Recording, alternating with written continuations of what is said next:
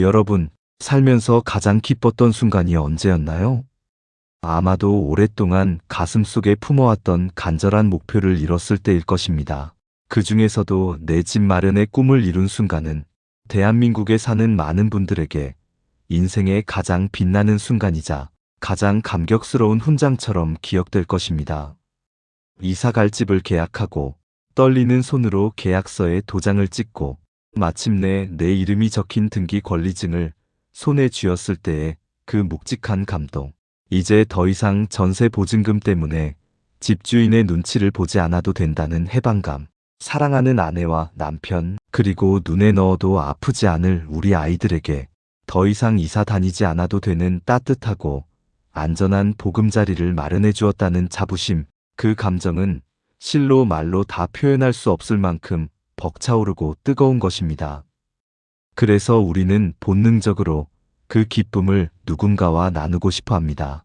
이 벅찬 감정을 혼자만 간직하기에는 가슴이 터질 것 같아서 가장 친한 친구에게 전화를 걸어 자랑하고 싶고, 가족들이 모인 채팅방에 거실 뷰 사진을 찍어 올리고 싶고, 오랜만에 나간 동창회 자리에서 술 한 잔 걸치고 은근슬쩍 집 이야기를 꺼내고 싶어집니다. 나 이번에 어디 아파트 샀어. 이번에 인테리어 새로 싹 해서 들어갔는데 너무 좋더라. 대출 좀 끼긴 했지만 그래도 이제 내 집이 생기니까 발 뻗고 차겠더라. 이렇게 말이죠. 하지만 여러분, 잠시 멈추어 생각해 보십시오. 바로 그 자랑하고 싶은 순간이 우리 인생에서 가장 위험하고 아슬아슬한 순간일 수도 있다는 사실을 아시나요? 나에게는 세상 둘도 없는 가장 큰 기쁨이 나도 모르는 사이에 내 삶을 위협하는 날카로운 칼날이 되어 내 목을 겨눌 수 있습니다. 내가 무심코 내뱉은 자랑의 말 한마디가 평생을 함께해온 오랜 친구를 하루아침에 적으로 만들고 피를 나눈 가까웠던 친척들과의 사이를 영영 멀어지게 하며 심지어는 피땀 흘려 어렵게 모은 그 소중한 재산마저 위태롭게 만들 수 있기 때문입니다. 조선 후기 최고의 실학자이자 위대한 사상가였던 다산 정약용 선생님께서는 이미 수백 년 전에 이러한 인간의 간사한 심리와 변화무쌍한 부의 속성을 누구보다 예리하게 간파하셨습니다. 그리고 유배지에서 자식들에게 보낸 편지를 통해, 그리고 제자들에게 남긴 가르침을 통해 끊임없이 경계하고 또 경계하라고 가르치셨습니다. 특히 무언가를 얻었을 때, 남들이 부러워할 만한 무언가를 이루었을 때 그것을 밖으로 드러내고 입으로 자랑하는 것이 얼마나 어리석고 위험한 일인지를 피를 토하는 심정으로 뼈저리게 강조하셨습니다. 오늘 우리는 정약용 선생님의 시대를 초월한 지혜를 빌려 집을 샀다고 절대 자랑하면 안 되는 이유와 불을 지키고 진정한 행복을 누리기 위해 우리가 갖춰야 할 태도에 대해 아주 깊이 있게 이야기 나누어 보려 합니다. 이것은 단순히 겸손하라는 도덕교과서 같은 설교가 아닙니다. 이것은 시기와 질투가 만연하고 남의 불행을 자신의 행복으로 여기는 이 험난한 세상에서 나 자신과 내 소중한 가족, 그리고 나의 피땀 어린 자산을 지키기 위한 가장 현실적이고 처세적인 생존 전략입니다. 이 복잡하고 미묘한 문제를 명쾌하게 해결하기 위해 우리는 정약용 선생님의 사상을 바탕으로 다음 4가지 핵심 원칙을 아주 상세하게 살펴볼 것입니다. 첫째, 호사다마의 원칙. 좋은 일에는 반드시 막아 낀다는 사실을 직시하고 미리 대비하는 태도입니다. 둘째, 구하지문의 원칙. 입은 재앙을 불러들이는 문이라는 사실을 깨닫고 침묵의 무게를 배우는 것입니다. 셋째, 비밀 보관의 원칙. 재물을 가장 안전하게 지키는 방법은 역설적으로 그것을 나누는 것이라는 지혜입니다. 넷째, 긍심의 원칙. 화려한 집이라는 껍데기가 아닌 내면의 단단한 긍지로 스스로를 채우는 방법입니다. 본격적인 철학적 탐구에 앞서 우리 주변에서 흔히 볼 수 있는, 그러나 결코 남의 일 같지 않은 짧은 이야기 하나를 들려드리겠습니다. 어느 평범한 중소기업 직장인이었던 김철수 씨의 이야기입니다. 철수 씨는 결혼 후 10년 넘게 낡은 빌라 전세를 전전하며 살았습니다. 그는 내 집 마련이라는 목표 하나만을 바라보고 먹고 싶은 것 안 먹고 입고 싶은 것 안 입어가며 성실하게 저축했습니다. 주말마다 남들 놀러 갈 때 도서관에 가서 부동산 공부를 했고 드디어 그 노력의 결실로 서울 외곽의 번듯한 신축 아파트를 장만하게 되었습니다. 그 기쁨을 주체할 수 없었던 철수 씨는 대학 동창들이 모인 단체 채팅방에 등기 권리증 사진과 함께 집 내부 사진을 올렸습니다. 드디어 10년 만에 내 집 마련 성공했다. 거실에서 보이는 산 전망이 정말 예술이다. 처음에는 친구들의 축하 메시지가 쏟아졌습니다. 와, 철수야, 정말 고생했다. 대박이다. 너 이제 부자네. 부럽다. 언제 집들이 안 하냐? 철수 씨는 그 반응에 취해 우쭐한 마음에 거대한 집들이를 계획했습니다. 친구들을 모두 새 집으로 초대해 비싼 양주와 출장 뷔페를 대접하며 밤새도록 자신이 얼마나 어렵게 이 집을 샀는지, 이 집이 앞으로 얼마나 더 오를 것인지 침을 튀기며 자랑을 늘어놓았습니다. 하지만 그날 이후 이상하게도 친구들의 연락이 뜸해지기 시작했습니다.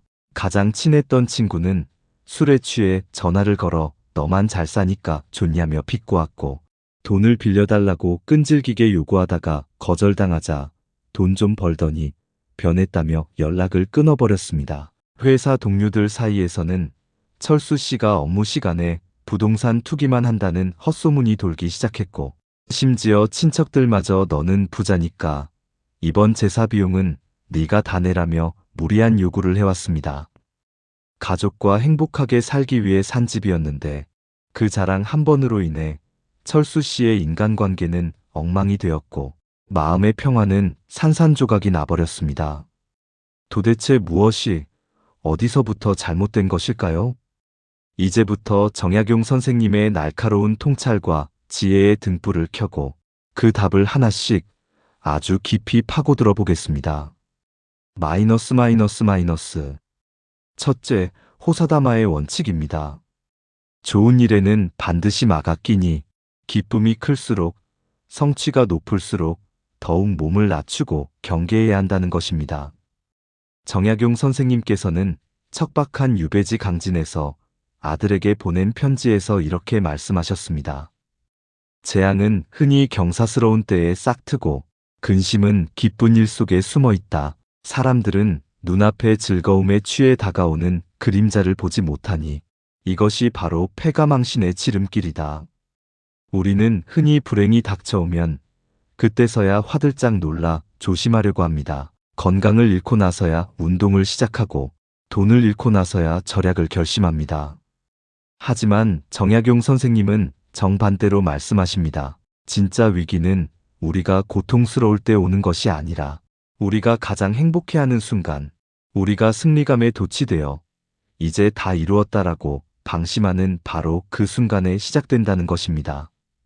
집을 샀다는 것은 분명 축하받아 마땅한 경사스러운 일입니다. 하지만 냉정하게 들여다보면 그 경사 속에는 이미 수많은 즉 위험 요소들이 숨죽여 기다리고 있습니다.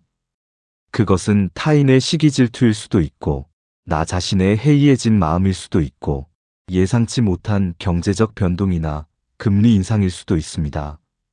가장 큰 위험은 내가 성취감에 취해 주변을 살피지 못하게 되는 오만함이라는 독버섯입니다. 현실적인 사례를 들어 조금 더 깊이 들어가 보겠습니다. 오랫동안 전세를 살다가 무리해서 영혼까지 끌어모아 대출을 받아 집을 산 박민준 씨가 있습니다. 민준 씨는 집값이 계속 오를 것이라는 확신에 차 있었고 주변 사람들에게 지금 안 사면 평생 벼락거지 된다라며 자신의 선택을 자랑하고 다녔습니다. 집을 샀다는 안도감에 그동안 억눌러왔던 소비 심리도 폭발했습니다. 새 집에 어울리는 고급 가구를 산다며 수천만 원을 쓰고 차도 더 좋은 외제차로 바꿨습니다. 주변에서 인생 선배들이 경기가 안 좋아질 수도 있고 금리가 오를 수도 있으니 현금을 좀 아껴두라고 조언했지만 민준 씨는 내가 다 계산해보고 산 거야. 너희가 투자를 몰라서 그래라며 귀담아 듣지 않았습니다.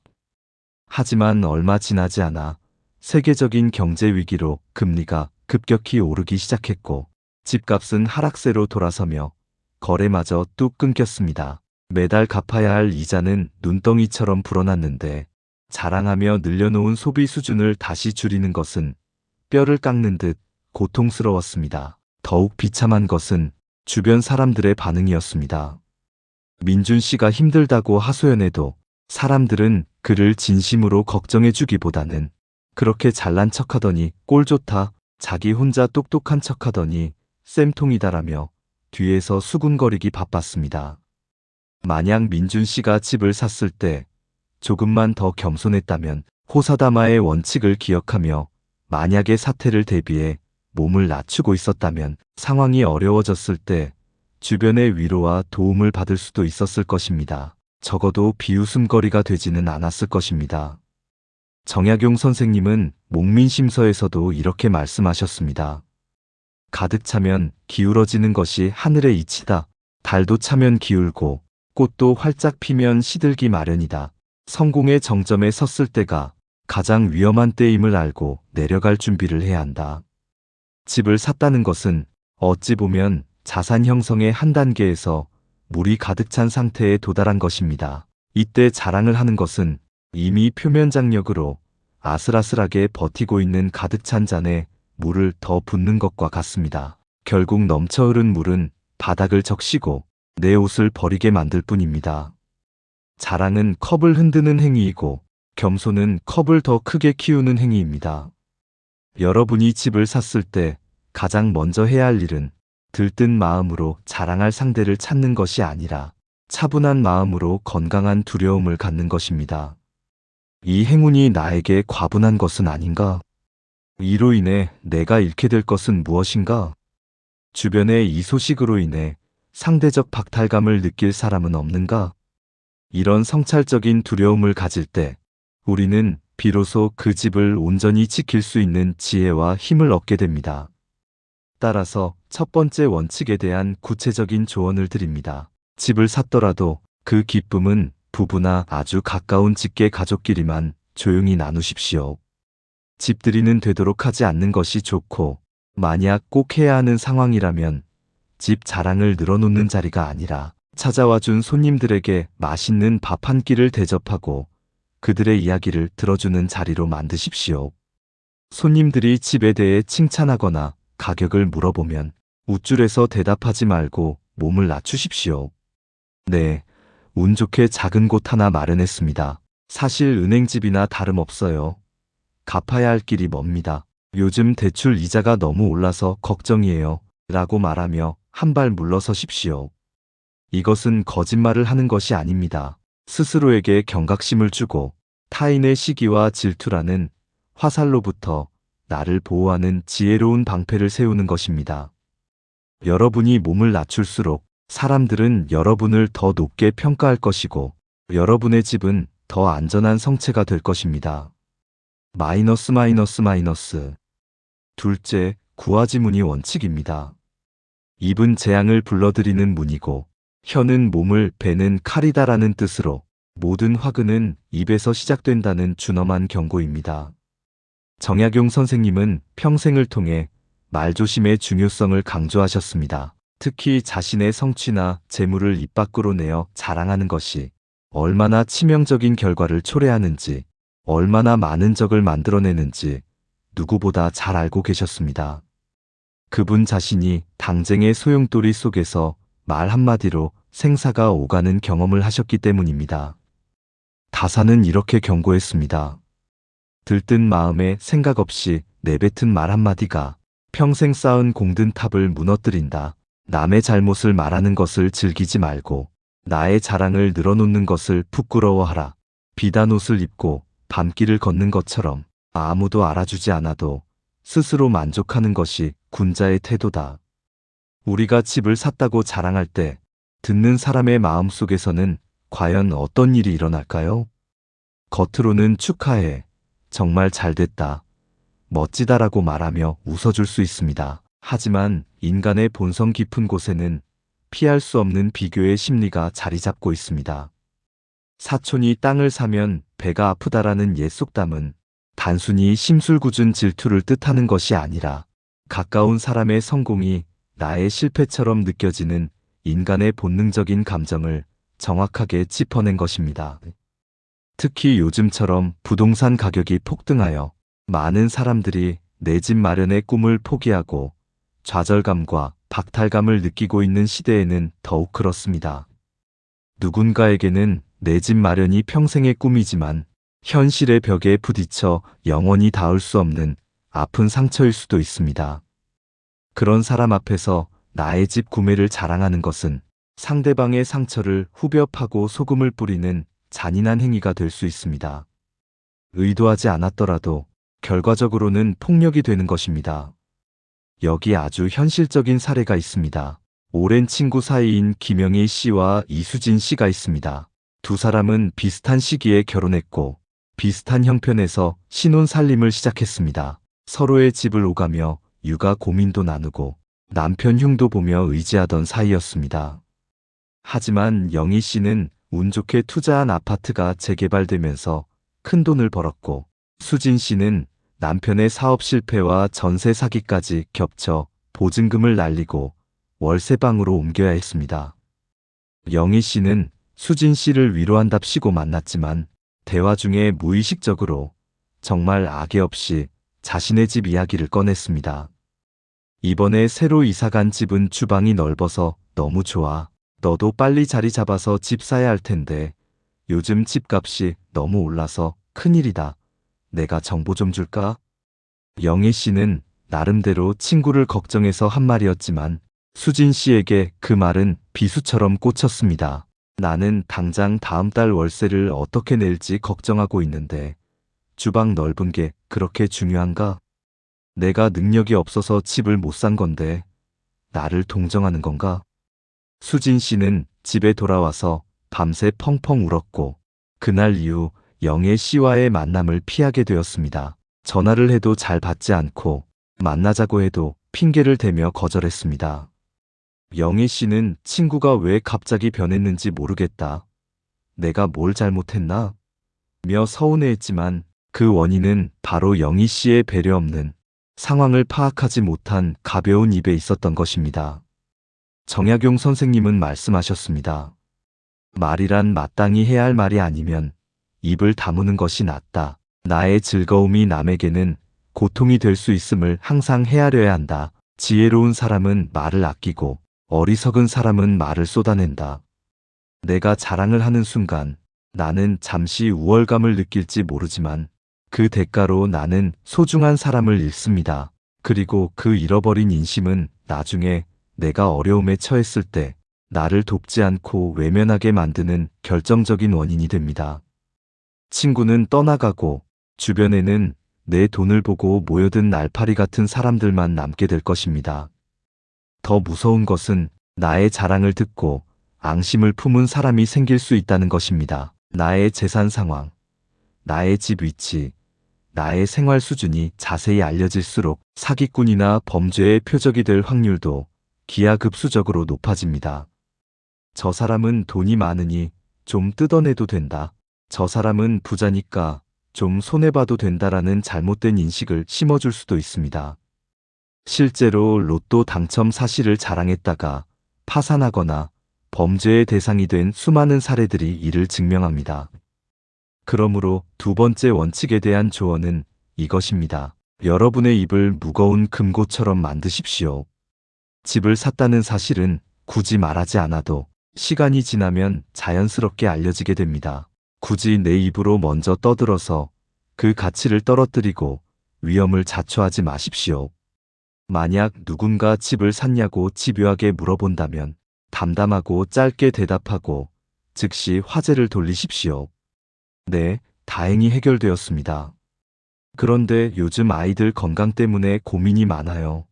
철수 엄마는 애들 보약 뭐 먹이세요? 이렇게 상대방이 공감할 수 있는 혹은 상대방이 말하기 좋아하는 다른 주제로 대화를 지혜롭게 이끌어 가십시오. 자랑하고 싶은 마음이 목구멍까지 차오를 때마다 정약용 선생님의 이 말씀을 주문처럼 외우십시오. 말을 아끼는 것은 덕을 쌓는 기본이다. 침묵은 후회를 남기지 않지만 가벼운 말은 반드시 뼈아픈 후회를 남긴다. 마이너스 마이너스 마이너스. 셋째, 비밀 보관의 원칙입니다. 이것은 정약용 선생님의 아주 독창적이고 깊이 있는 철학 중 하나입니다. 선생님께서는 재물을 가장 안전하게 보관하는 방법은 무엇인가? 라는 제자의 질문에 대해 아주 놀랍고도 역설적인 답을 내놓으셨습니다. 재물을 비밀스럽게 감추는 가장 좋은 방법은 그것을 남에게 베풀어 버리는 것이다. 이게 무슨 뚱딴지 같은 소리인가 싶으실 겁니다. 집을 샀는데 그걸 남에게 주라는 뜻인가요? 열심히 모은 돈을 다 기부하라는 뜻인가요? 아닙니다. 이 말의 핵심은 소유의 방식과 태도에 대한 깊은 통찰입니다. 정약용 선생님은 이렇게 설명하셨습니다. 재물을 꽉 쥐고 있으면 도둑이 훔쳐가거나 불이 나서 타버리거나 자손이 방탕하여 탕진해버릴 수 있다. 그러니 내 곳간에 쌓아둔 재물은 영원히 내 것이라고 장담할 수 없다. 하지만 그 재물로 남을 돕고 세상에 덕을 베풀면 그 덕은 누구도 훔쳐갈 수 없고 불에 타지도 않으며 사람들의 마음속에 영원히 남아 나를 지켜준다. 이것이야말로 재물을 영원히 나의 것으로 만드는 가장 안전하고 확실한 비밀 금고이다. 집을 샀다고 자랑하지 말라는 것은 단순히 입을 다물고 구두쇠처럼 살라는 소극적인 행동 지침이 아닙니다. 내가 가진 부를 대하는 태도를 근본적으로 바꾸라는 적극적인 주문입니다. 집을 샀다는 것을 과시의 수단으로 삼지 말고 그 안정을 바탕으로 주변을 돌아보고 베풀 여유를 가지라는 뜻입니다. 부를 권력으로 휘두르지 말고 책임으로 받아들이라는 것입니다. 예를 들어보겠습니다. 맨손으로 시작해 자수성가하여 큰 부자가 된 최 회장님이라는 분이 계십니다. 이분은 강남에 빌딩을 사고 고급 주택을 여러 채 가지고 있었지만 자신의 부를 겉으로 드러내는 법이 없었습니다. 옷차림은 항상 검소했고 차도 오래된 국산차를 타고 다녔으며 기사 식당에서 밥을 먹는 것을 즐겼습니다. 대신 최 회장님은 아무도 모르게 조용히 기부를 많이 하고 형편이 어려운 친척들의 대학 등록금을 지원해주고 직원들의 복지를 위해 아낌없이 돈을 썼습니다. 주변 사람들은 최 회장님이 정확히 얼마나 부자인지는 몰랐지만 그가 넉넉하고 인품이 훌륭한 사람, 어려울 때 찾아가면 빈손으로 돌려보내지 않는 사람이라는 것은 모두 알고 있었습니다. 어느 날 최 회장님의 사업이 예기치 못한 악재로 일시적인 위기를 맞았습니다. 자금줄이 막혀 부도 직전까지 몰렸을 때 정말 놀라운 기적이 벌어졌습니다. 과거에 최 회장님에게 도움을 받았던 사람들이 소식을 듣고 달려와 십시일반으로 돈을 모아 빌려주기도 하고 직원들이 자발적으로 월급을 반납하고 적금을 깨서 회사를 살리겠다고 나선 것입니다. 거래처 사장님들도 최 회장님 같은 분은 망하면 안 된다며 결제 대금을 밀어주었습니다. 결국 최 회장님은 그 위기를 무사히 넘기고 재기할 수 있었습니다. 이것이 바로 비밀 보관의 힘입니다. 최 회장님은 돈을 통장에만 넣어둔 것이 아니라 사람들의 마음에 저축해 두었기에 위기의 순간에 그 돈이 이자까지 쳐서 돌아온 것입니다. 반대로 집을 사자마자 온몸을 명품으로 휘감고 동창회에 나가서 밥값 한 번 시원하게 내지 않으면서 내가 이번에 산 소파가 얼마짜리인지 아냐, 우리 집 관리비가 얼마인지 아냐라며 자기 돈 자랑만 하는 사람이 있습니다. 이런 사람은 겉으로는 부러움을 살지 몰라도 속으로는 경멸과 증오의 대상이 됩니다. 사람들은 그가 망하기를 은근히, 아니 간절히 바라게 됩니다. 그리고 실제로 그가 어려워지면 거봐, 그렇게 잘난 척하더니 꼴 좋다, 하늘이 벌을 내린 거다라며 비웃고 등을 돌립니다. 이것은 그가 재물을 잘못 보관했기 때문입니다. 재물을 자기 욕망의 금고에만 가두어 두었기에 그 재물이 썩어서 주인을 죽이는 독이 된 것입니다.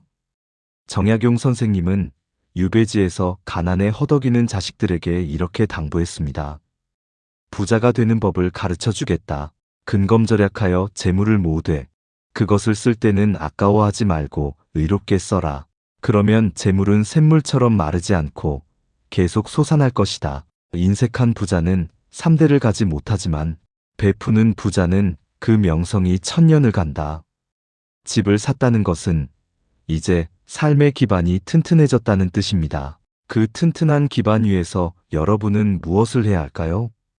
더 큰 집, 더 비싼 가구, 더 화려한 차를 탐하며 욕망을 키우는 것이 아니라 그동안 나를 도와준 사람들에게 진심으로 감사를 표하고 나보다 어려운 이웃을 살피는 여유를 가져야 합니다.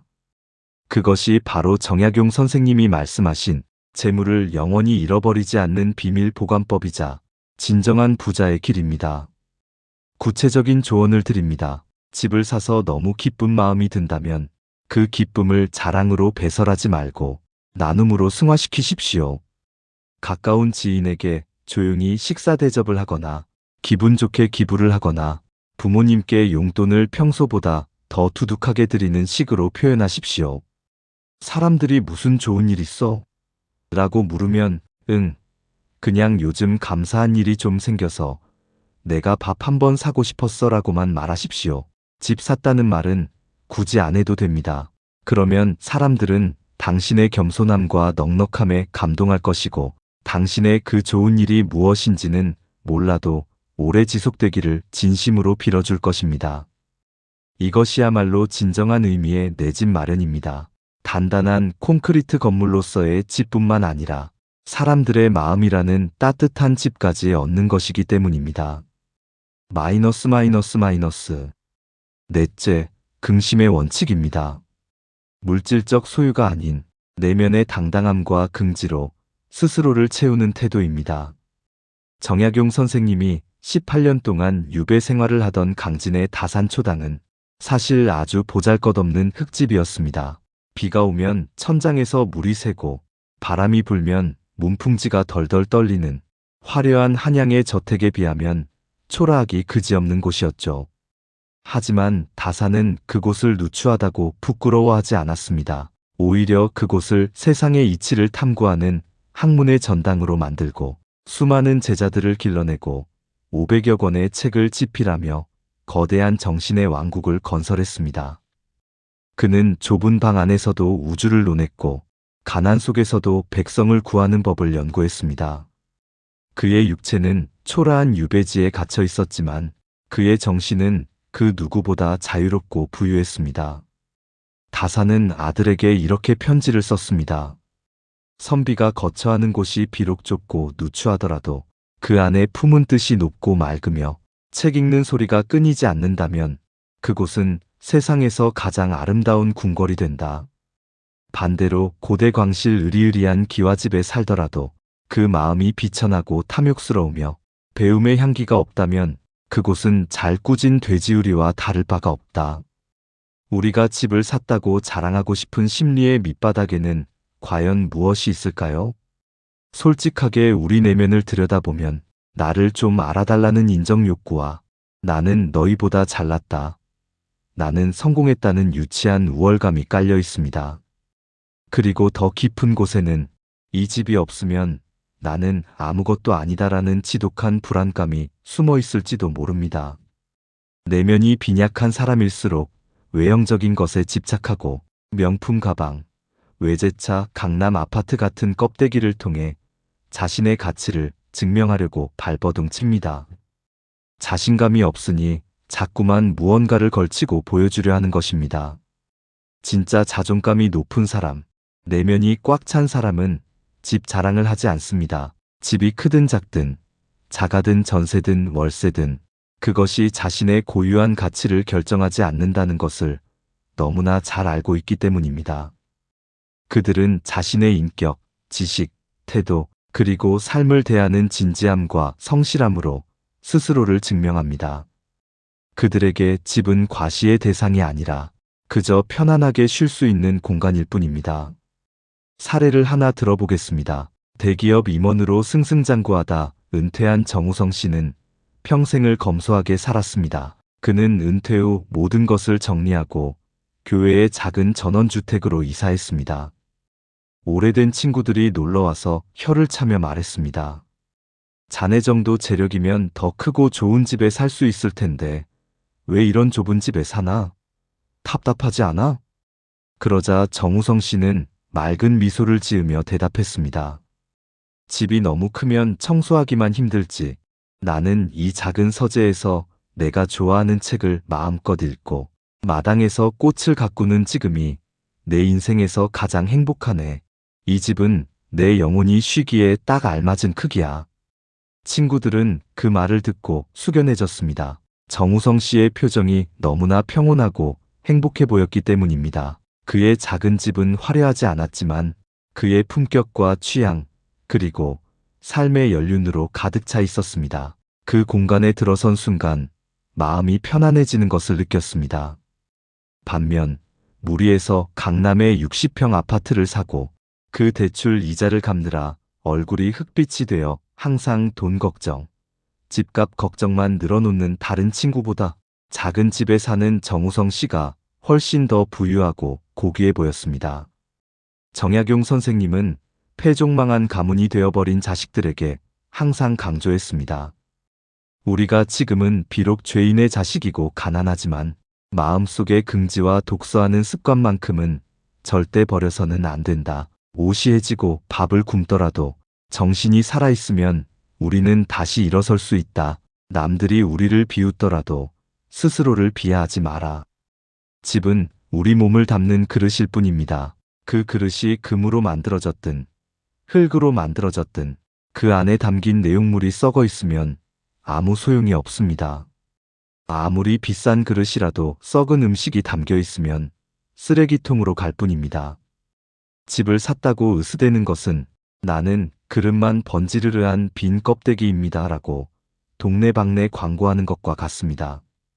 여러분이 30평 아파트에 살든 50평 아파트에 살든 여러분의 인격이 30평, 50평만큼 넓어지지 않는다면 그 집은 단지 잠자는 콘크리트 덩어리에 불과합니다. 진정한 명품은 집이 아니라 그 집에 사는 사람이어야 합니다. 네 번째 원칙에 대한 구체적인 조언입니다. 집을 샀다는 성취감은 충분히 즐기십시오. 고생한 자신을 칭찬해 주십시오. 하지만 그것을 여러분의 정체성으로 삼지는 마십시오. 나는 강남 사는 사람이야. 나는 신축 아파트 사는 사람이야 라는 식으로 사는 곳이 곧 나 자신이라고 착각하지 마십시오. 오히려 집을 마련함으로써 얻게 된 심리적 여유를 내면을 가꾸는 데 투자하십시오. 거실에 큰 TV를 놓는 대신 서재를 꾸며 책을 읽고 가족들과 더 많은 대화를 나누고 엘리베이터에서 만난 이웃에게 따뜻한 인사를 건네는 품격 있는 거주자가 되십시오. 집 자랑 대신에 우리 집은 언제나 편안한 웃음소리가 나는 곳이야. 우리 집은 가족들이 서로 아껴주는 곳이야 라고 가족의 화목함과 사랑을 자랑할 수 있는 사람이 되십시오.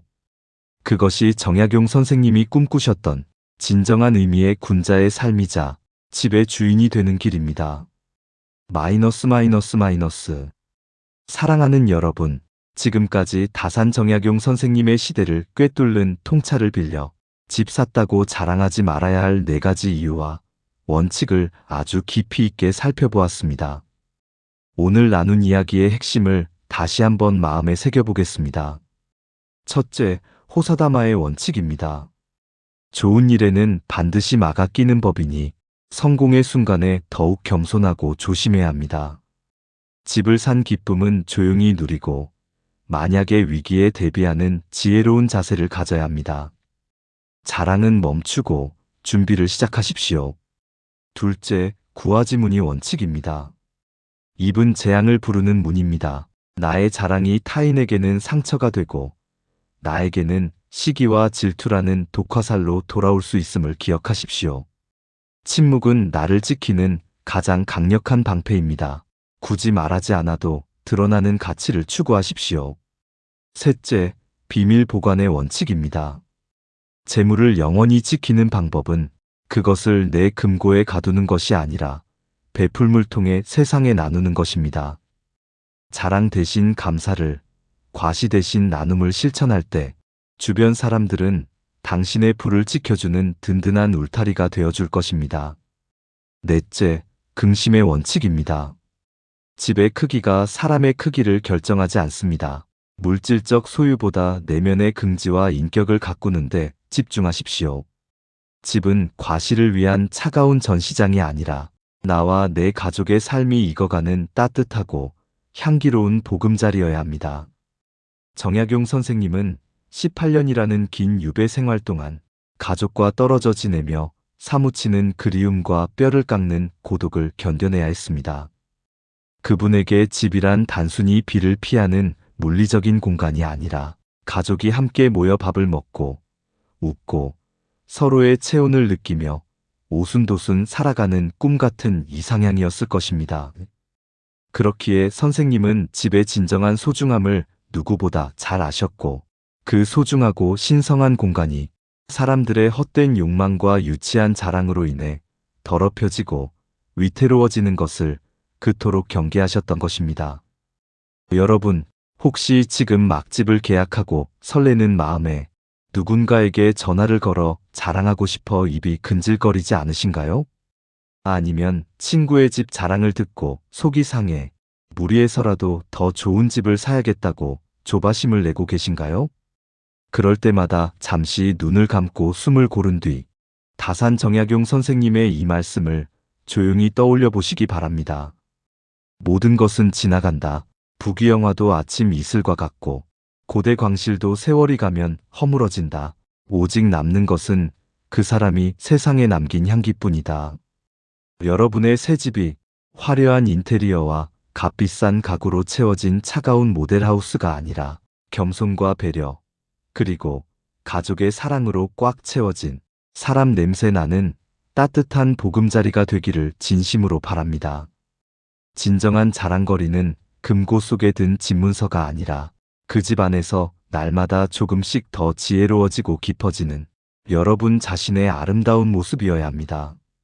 오늘 들려드린 정약용 선생님의 지혜가 여러분의 삶을 더욱 단단하고 평안하게 만드는 튼튼한 초석이 되었기를 바랍니다. 이 이야기가 여러분의 마음에 작은 울림을 주었다면 구독과 좋아요로 함께 해주세요. 여러분의 소중한 응원이 더 깊은 지혜를 길어올리는 힘이 됩니다. 평안한 하루 보내십시오. 깨달음의 광장이었습니다.